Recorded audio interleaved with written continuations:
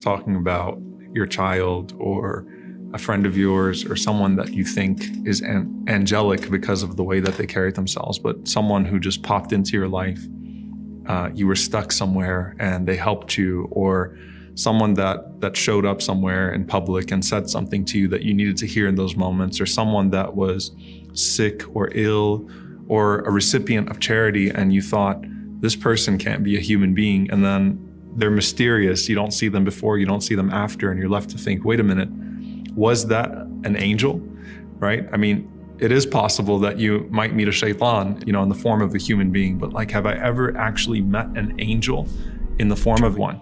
What is it that you'd want to change about yourself? And the leper said that I would want to have good skin because the people feel an aversion towards me because of my leprosy. And the angel touches that person and suddenly their skin is cured altogether. So they have full skin again. And the angel says to that person, and what type of property is most beloved to you? And the man says, camels.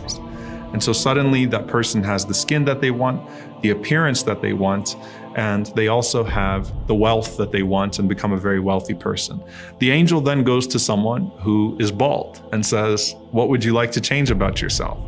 And the bald man says that I'd love to have good hair, right? I feel like it would beautify me. I feel like it's what's missing in my life. And so the angel touches that man's head, gives him an angelic hair transplant. You can't find that anywhere in the world today.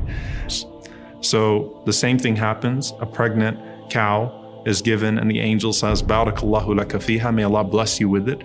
And suddenly he has an entire plot of cows. And then he goes to a person who is blind. And we know that that is a very specific type of test. There are multiple rewards that you find in the hadith for the person that is blind and patient with Allah subhanahu wa ta'ala. Many scholars who suffered from this. And says to the blind man, what would you like? He said, I'd love to have my eyesight back, my vision back. And so the angel wipes his eyes and suddenly he can see again. And then he says to him, and what's the most beloved of property to you? He says sheep, which is very simple, right? If you think about it.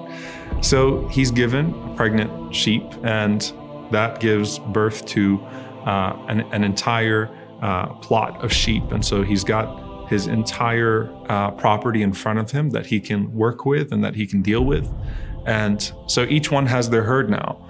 And they have their property and they have the appearance that they want and they have the blessings that they want. The Prophet ﷺ says that then the angel comes back to each one of those people